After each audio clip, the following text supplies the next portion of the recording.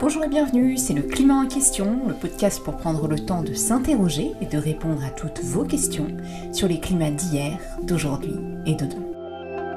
Et aujourd'hui, on s'intéresse à nouveau à un rapport du GIEC. Et nous allons parler de ce nouveau rapport du GIEC, troisième volet. 3 ans pour inverser la tendance. L'avertissement est lancé par le groupe d'experts intergouvernemental sur l'évolution du climat. C'est maintenant ou jamais. Tel serait le message. Nous devons nous atteler à la tâche dès maintenant, faute de quoi les 1,5 degrés seront hors de portée. Médias et politiques confondus, presque personne n'en a parlé. Les scientifiques du GIEC font pourtant des propositions concrètes pour agir dès maintenant. C'est vrai que ces rapports du GIEC, on en a encore une fois malheureusement trop peu parlé. Alors dans l'épisode d'aujourd'hui, on prend le temps de revenir sur le rapport numéro 3, consacré à l'atténuation des émissions et aux solutions concrètes pour pouvoir réduire nos émissions de gaz à effet de serre dans le monde entier et en France en particulier. Pour en discuter, je suis comme d'habitude avec Gilles Ramstein, paléoclimatologue, et Sylvestre Huette, journaliste scientifique. Bonjour Sylvestre et Gilles. Bonjour. Et en deuxième partie d'épisode, nous aurons la chance de recevoir une économiste qui a participé à la rédaction de ce rapport du groupe numéro 3 du GIEC, Céline Guivarch. Mais pour commencer, Sylvestre, je me tourne vers toi.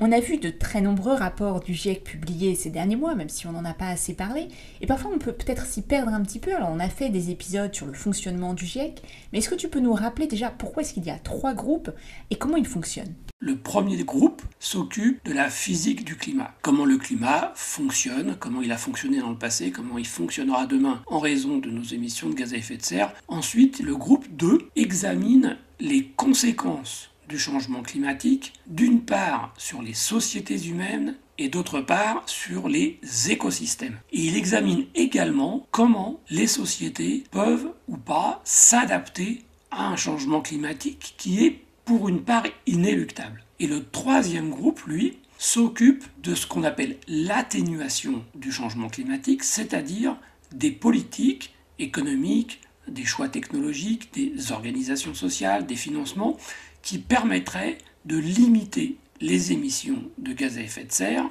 évidemment en fonction de l'objectif qui a déjà été fixé en 2009 de ne pas dépasser une augmentation de la température moyenne de la planète de 2 degrés par rapport au niveau pré-industriel.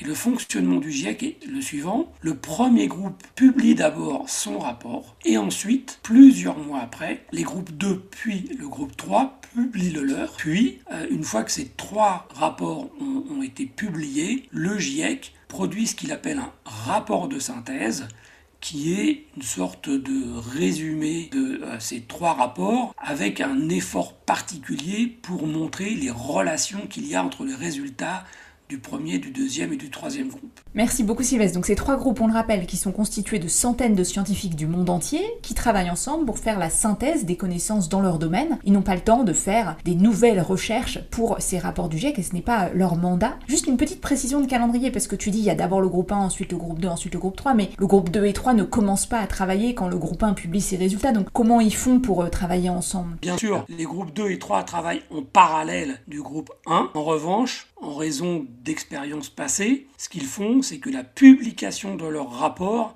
est décalée de quelques mois par rapport à celui du groupe 1, de manière à vérifier qu'ils ont bien pris en compte la physique du climat d'une manière exacte dans leur travail.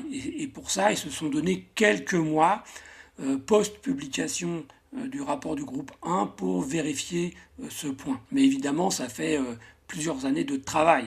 Beaucoup de travail en effet, et on a consacré un épisode à chacun de ces rapports, et on fera évidemment un épisode sur le rapport de synthèse lorsqu'il sera sorti.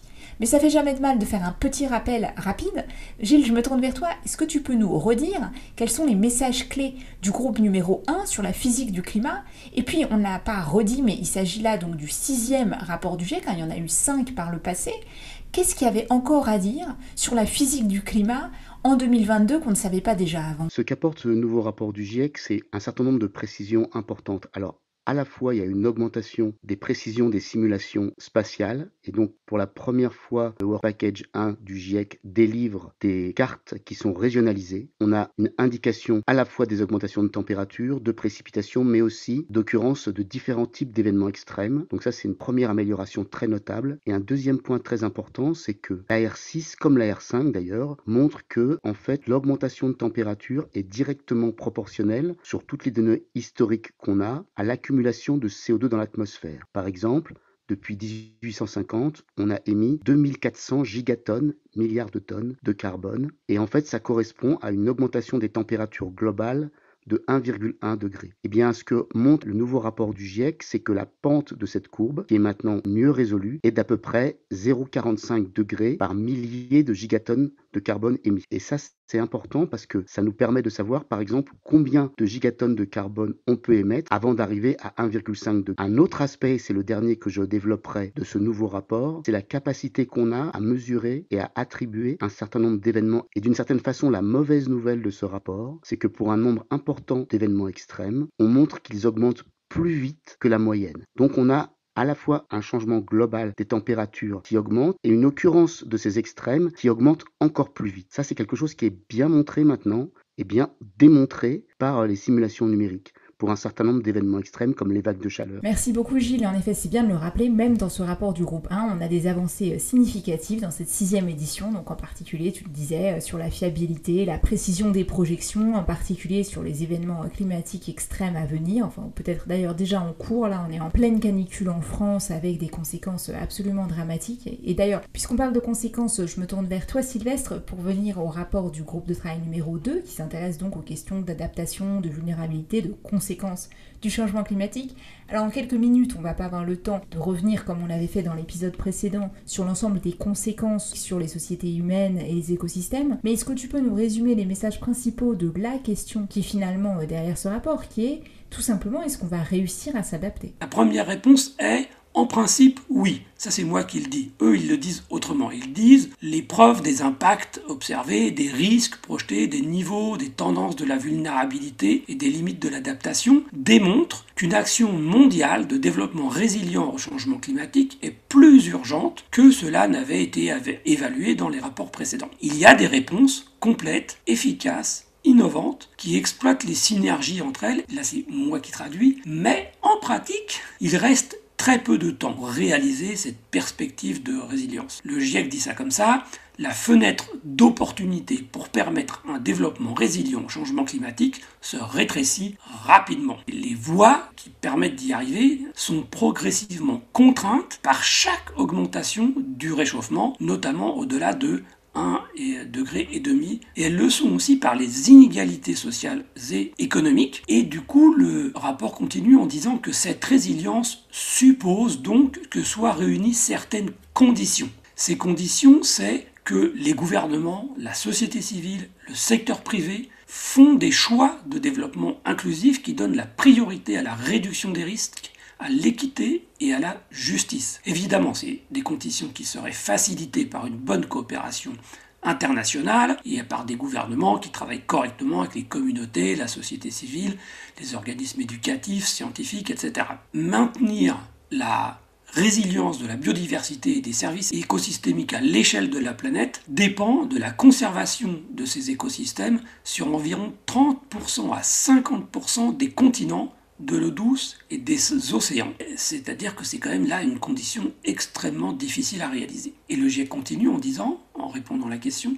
est-ce que ces conditions sont aujourd'hui réunies ? Et il répond, les tendances actuelles et passées n'ont pas fait progresser à l'échelle mondiale un développement résilient. Et les perspectives de résilience au climat sont de plus en plus limitées si les émissions actuelles de gaz à effet de serre ne diminuent pas rapidement. Et le GIEC dit même que cette résilience sera déjà impossible dans certaines régions et sous-régions si le réchauffement planétaire excède 2 degrés C, et en particulier les basses côtes, les régions polaires, etc., et les régions à haut niveau de pauvreté, et dont les écosystèmes sont trop dégradés. Et enfin, la conclusion de la conclusion, c'est les preuves scientifiques cumulatives sont sans équivoque, le changement climatique est une menace pour le bien-être humain et la santé planétaire, et tout nouveau retard dans l'action mondiale concertée pour l'adaptation et l'atténuation manquera une fenêtre d'opportunité qui est brève et qui se referme rapidement pour assurer un avenir vivable et durable pour tous. Merci beaucoup Sylvestre, et ces messages on les a détaillés dans notre dernier épisode sur le groupe de travail numéro 2 du GIEC,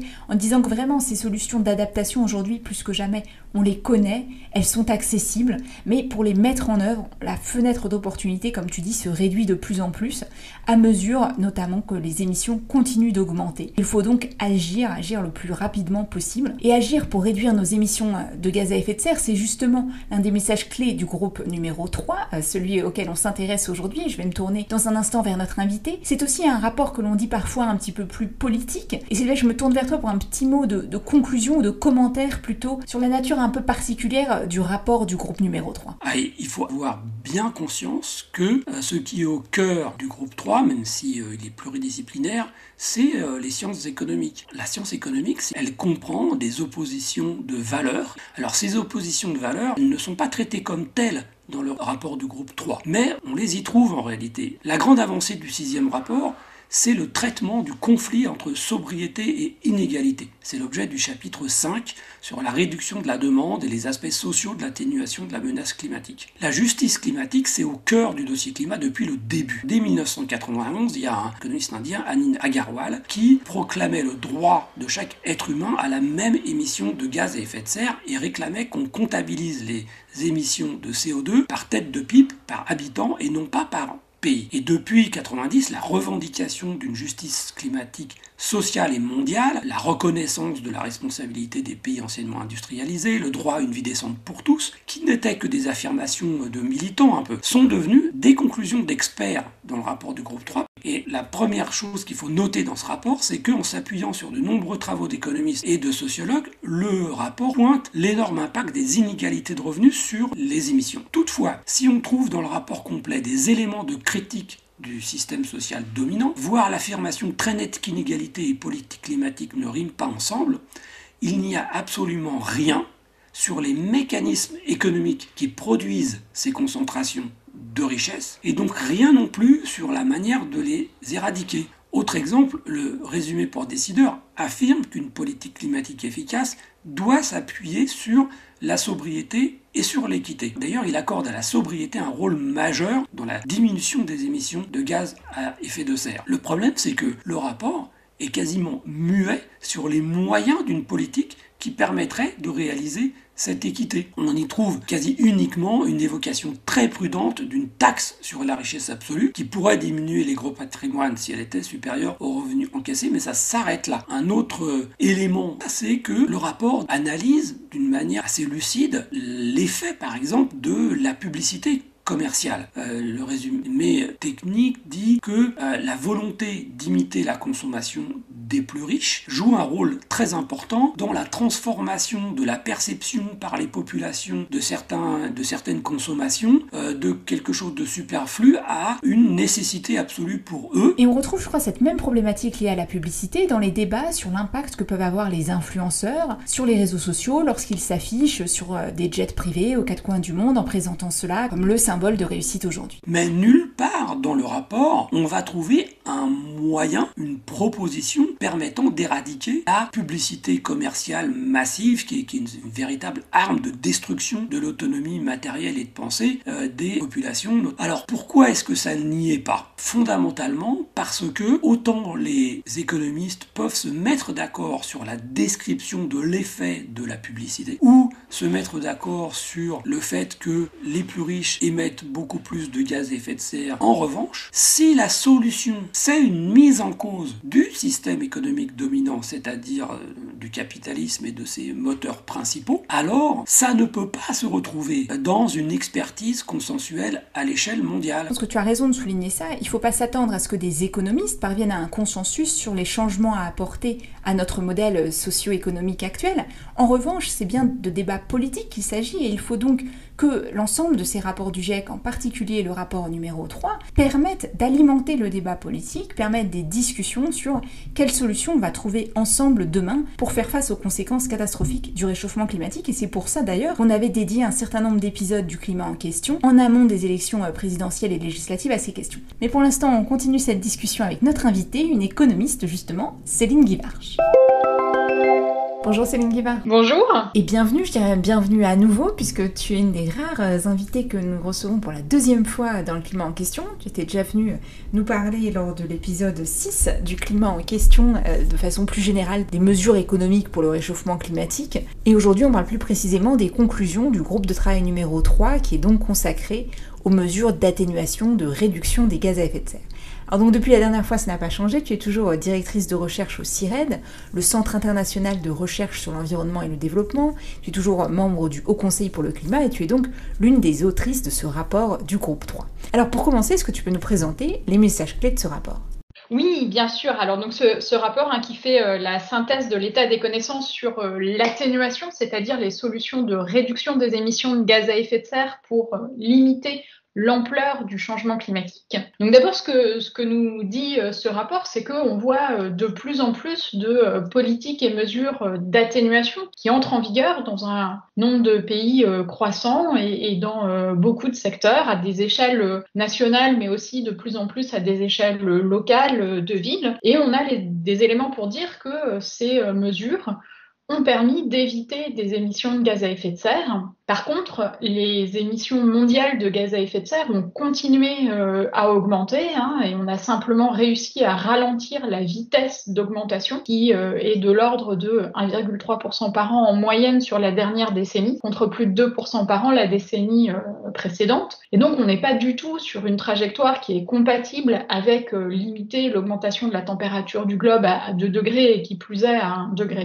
parce que seules des réductions immédiates et rapides et soutenues des émissions mondiales de gaz à effet de serre seraient compatibles avec limiter le réchauffement du globe en dessous de 2 degrés. Donc pour des trajectoires compatibles avec 2 degrés, il faudrait réduire de 20 à 30% les émissions mondiales d'ici 2030 par rapport à leur niveau de 2019 et atteindre 0 émission nette de CO2 à l'horizon 2070. Pour être compatible avec 1,5 degré, ce serait une division par 2 des émissions d'ici 2030 et 0 émission nette de CO2 en 2050. Donc bien sûr, des réductions de telle ampleur, elles nécessitent des transformations majeures dans tous les secteurs et dans toutes les régions. Pour autant, l'état des connaissances, il nous montre qu'il existe des options justement de réduction d'émissions qui sont disponibles dès aujourd'hui. Il ne s'agit pas de technologies qui seraient encore à inventer, mais avec les solutions disponibles aujourd'hui, il serait possible de réduire significativement, et ce dans tous les secteurs, les émissions de gaz à effet de serre à un coût raisonnable. Alors, est-ce que tu peux nous détailler cet aspect coût ? Parce que l'impression générale, ça reste quand même que la transition écologique, ça coûte cher. D'abord, les coûts des technologies bas carbone, par exemple, les énergies renouvelables, le solaire, l'éolien, mais aussi les batteries pour le stockage de l'électricité et puis pour les véhicules électriques, ils ont commencé à être déployés grâce aux politiques et mesures d'atténuation et leurs coûts ont été très fortement réduits cette dernière décennie, par exemple à peu près divisé par 10 pour le solaire en 10 ans. Et on a maintenant les éléments pour dire que le coût de l'action, donc le coût de réduire les émissions de gaz à effet de serre, il est inférieur au coût de l'inaction qui serait de ne rien faire et subir en fait les impacts du changement climatique. Après, un autre point qui est important, c'est que les options de réduction d'émissions de gaz à effet de serre, elles sont de nature multiple. Certaines, bien sûr, et j'en ai déjà parlé, sont de l'adoption de technologies, production d'électricité à partir de sources renouvelables, véhicules électriques, etc. Mais d'autres types de solutions sont plus fondamentalement des transformations de nos modes de production et de consommation, des transformations de nos infrastructures, de nos villes, de nos organisations sociales. On va décrire à quoi elles ressemblent ces transformations sectorielles et sociales, mais avant de parler du futur, je voudrais qu'on revienne une petite seconde sur le passé, puisque malgré ce que tu nous dis finalement, des bonnes nouvelles, il y a de plus en plus d'États qui font des choses, les coûts diminuent, il y a quand même cette réalité qui est que depuis 3 décennies, je dirais même 3 décennies de rapport du GIEC, les émissions n'ont quasiment pas arrêté d'augmenter. Je renvoie les auditrices et les auditeurs à nos épisodes sur la question et notamment sur la fluctuation des émissions pendant l'épisode Covid. Mais ce que tu nous dis, c'est que la meilleure nouvelle, c'est que ça a arrêté d'accélérer. Qu'est-ce qui s'est passé, si je peux poser la question comme ça, et pourquoi on n'a pas réussi à réduire nos émissions de façon plus drastique? Bon, ça sort un tout petit peu de mon expertise, mais effectivement, on a continué à accroître notre dépendance aux énergies fossiles et à continuer à investir dans l'étalement des villes, dans des modes de production et de consommation qui accroissent en fait notre dépendance à ces énergies fossiles. Alors derrière, il y a des barrières à l'action qui sont financières, qui sont institutionnelles, qui sont des politiques publiques qui sont trop timides, pas suffisantes pour réorienter les investissements, pour transformer radicalement nos villes, nos façons de produire et de consommer. Aussi, finalement, des incitations contradictoires qui sont envoyées aux entreprises, aux citoyens, etc., qui fait qu'on n'a pas enclenché les transformations au niveau où on a besoin. Il me semble, et là ça sort, c'est dans le rapport, mais ça sort de mon expertise, il me semble qu'il y a finalement des facteurs qui sont plus profonds autour de nos normes sociales, autour de nos organisations économiques, autour de pouvoirs asymétriques dans nos sociétés qui poussent finalement au statu quo. Et voilà. Et la dépendance aux énergies fossiles, c'est aussi ça qui fait qu'après l'épisode Covid, les émissions repartent à la hausse. Si on ne change pas profondément les causes des émissions, il y a peu de chances qu'à la fin, les résultats soient différents. Alors j'admire toujours la prudence et l'humilité des chercheurs à bien déterminer leur domaine d'expertise et être prudent de ne pas s'exprimer au-delà. Du coup, je reviens sur ton domaine d'expertise. Est-ce que tu peux nous donner quelques exemples concrets que le rapport donne de ces solutions dont tu nous parlais, qui pourraient être mises en œuvre dès aujourd'hui à des coûts raisonnables? Alors oui, je vais y venir, mais avant de venir à une ou deux solutions concrètes, quand même le message c'est que on n'est pas devant une question où il faudrait mettre en place une ou deux choses rapidement et le problème est réglé. On est bien devant des transformations profondes de tous les secteurs et ce sur plusieurs décennies. Il s'agit d'isoler l'ensemble de nos bâtiments pour qu'ils consomment peu d'énergie tout en nous fournissant le confort à l'intérieur, de transformer nos industries et que ça prend du temps. Maintenant, sur les une ou deux choses à faire rapidement, il me semble que particulièrement dans le contexte actuel, lié à la guerre en Ukraine et au prix haut des énergies fossiles et aux questions d'approvisionnement en énergie fossile qui montre un autre des symptômes de notre dépendance en fait aux énergies fossiles. Il me semble qu'on peut mettre l'accent sur la sobriété. Alors la sobriété, c'est quoi? C'est les politiques, mesures et pratiques quotidiennes qui permettent d'éviter des demandes, notamment d'énergie, mais aussi des demandes de matériaux, de biens, tout en assurant le bien-être de tous dans les limites planétaires. Et donc, des exemples de politiques et de mesures de sobriété, il y en a dans le secteur des bâtiments. C'est tout ce qui va être mettre le thermostat 1 degré en dessous de ce qu'on aurait mis, et puis pour consommer moins d'énergie, tout ce qui va être aussi gérer des bâtiments, notamment par exemple des bureaux pour qu'ils soient pas chauffés le week-end quand ils sont pas utilisés. Donc là, il y a un potentiel sur la sobriété dans les bâtiments, et puis il y a aussi un potentiel de sobriété dans les transports, avec d'abord voir où est-ce qu'on peut éviter certains déplacements de personnes ou de marchandises. Alors certains déplacements de personnes, il y a des options quand les activités s'y prêtent, mais le télétravail par exemple. Éviter des déplacements de marchandises, ça veut dire repenser les chaînes logistiques pour réduire les distances, etc. Et puis, un autre levier de sobriété dans les transports, c'est aussi réduire les vitesses, notamment sur les autoroutes, qui permettent de faire la même distance, mais en perdant un petit peu de temps, mais par contre en consommant moins de carburant. Alors merci, je crois que tu as vraiment raison de rappeler l'importance de cette transformation systémique dans l'ensemble des secteurs et pas juste des solutions isolées. Mais quand même, dans la série solutions qui pourraient nous sauver, dont on entend parler parfois, il y a cette idée qu'on pourrait finalement simplement capter du carbone de l'atmosphère et le stocker dans des sous-sols ou les sols ou les forêts, et que cela finalement nous permettrait d'acheter un peu de temps ou au moins d'atteindre le net zéro dont tu parlais tout à l'heure. Alors peut-être d'abord il faut rappeler que effectivement la physique du climat nous impose d'atteindre zéro émission nette pour stabiliser le réchauffement du globe, et tant qu'on n'aura pas atteint ce zéro émission nette de CO2, en fait les choses continueront à empirer. Donc c'est bien l'objectif pour le CO2, et puis aussi une réduction des autres gaz à effet de serre, le méthane, le protoxyde d'azote notamment. Et donc, zéro émission nette, ça veut dire quoi?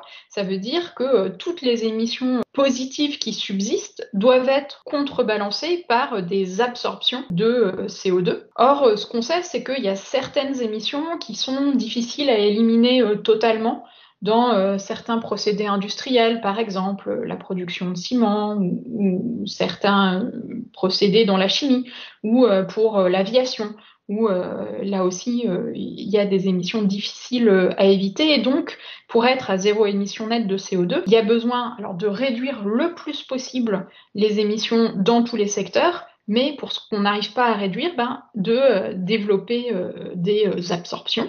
Pour les absorptions, il y a tout un panel de solutions qui existent, qui s'appuient sur différents types de mécanismes. Il y en a qui s'appuient finalement sur la photosynthèse et qui sont déjà utilisés. C'est tout ce qui est la reforestation, par exemple, des changements de pratiques agricoles pour stocker davantage de carbone dans les sols. Donc c'est toutes les pratiques de moindre labour ou d'agroforesterie. Et puis il y a d'autres types de solutions qui, elles, s'appuient davantage sur des technologies qui aujourd'hui sont à l'état de prototype. Et donc, ça va être tout ce qui est la capture avec séquestration du CO2 dans des réservoirs géologiques. Donc, ce qu'on sait, c'est que toutes ces solutions-là, elles sont à des niveaux de développement différents, avec certaines qui sont simplement à des niveaux de prototype. On sait que les potentiels, ils sont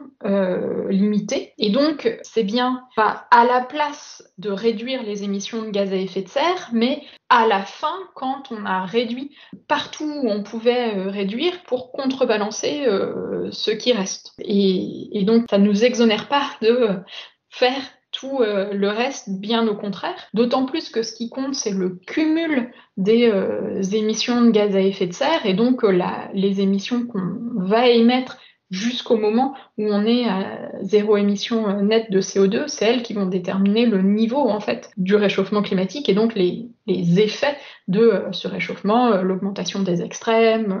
Et c'est d'autant plus important que, on sait qu'il y a des incertitudes sur les potentiels réels de déploiement à grande échelle, et puis des risques aussi de compétition d'usage des sols pour les solutions qui passent par de l'utilisation de biomasse en fait, et donc avec des effets négatifs potentiels sur les prix alimentaires, sur la biodiversité, etc. Donc le rapport est quand même prudent sur ces solutions-là. Et on en revient donc à ton point de tout à l'heure, il faut vraiment des transformations systémiques. Alors je voudrais maintenant qu'on en vienne à la question de comment on fait pour mettre en œuvre ces transformations, et surtout comment on le fait d'une façon qui puisse être acceptable par les populations. Alors en commençant peut-être par la question des inégalités qui est traitée par ce rapport. Alors sur le diagnostic, on en avait parlé d'ailleurs dans un épisode précédent avec Lucas Chancel, c'est quand même très clair que les plus riches émettent plus que les autres, et du coup comment est-ce que ça peut se traduire dans les solutions pour que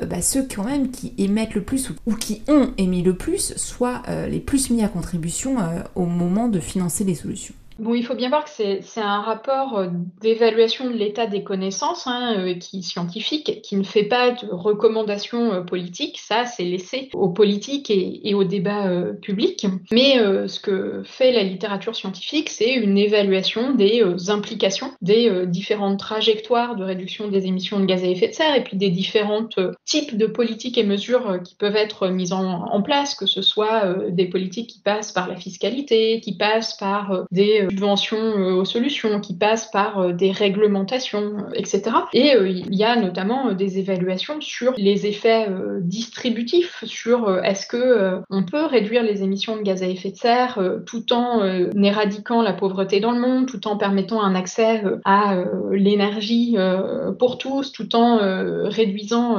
les inégalités. Et ce que montre l'évaluation, c'est que il y a en fait pas d'antagonisme absolu, c'est possible de réduire les émissions tout en donnant accès à l'énergie à tous, tout en éliminant l'extrême pauvreté dans le monde, mais ça demande des politiques qui sont conçues explicitement avec cet objectif-là en tête, parce que le rapport le rappelle aussi, on est dans un monde qui est très inégal entre pays et au sein des pays, avec les 10% des personnes les plus riches dans le monde qui sont responsables d'à peu près 40% des émissions de gaz à effet de serre, et à l'inverse, la moitié de l'humanité la moins riche qui est responsable de moins de 15% des émissions mondiales. Donc on est dans un monde avec des responsabilités extrêmement différentes. Et donc ce sont les plus riches, les pays les plus riches, mais aussi les individus les plus riches qui ont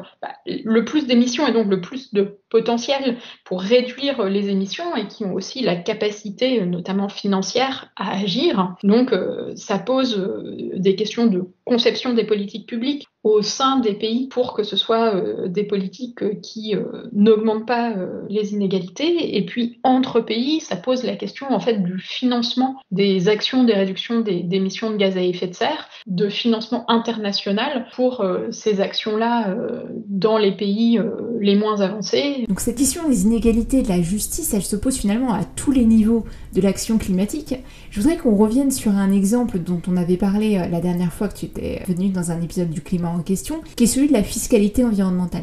Comment est-ce qu'on fait pour une taxe carbone puisse être juste ? Il y a maintenant pas mal d'études qui existent et le rapport les synthétise. Et en fait, ce qu'il montre, c'est que une fiscalité carbone, selon comment elle est conçue, elle peut soit réduire les inégalités, soit augmenter les inégalités, et ça tient beaucoup à comment est-ce que le revenu que cette fiscalité-là représente pour l'État est utilisé. Est-ce que le revenu est utilisé pour compenser les ménages les plus modestes qui auraient à consacrer une partie trop importante de leur budget à l'énergie. Et il y a beaucoup d'études en fait qui montrent qu'on peut concevoir des politiques climatiques qui réduisent les inégalités, qui réduisent la pauvreté énergétique, mais que ça demande de le penser en fait dès la conception et d'avoir cet objectif-là en tête. Ce que montrent aussi les études, c'est que les politiques qui engagent dès la conception même des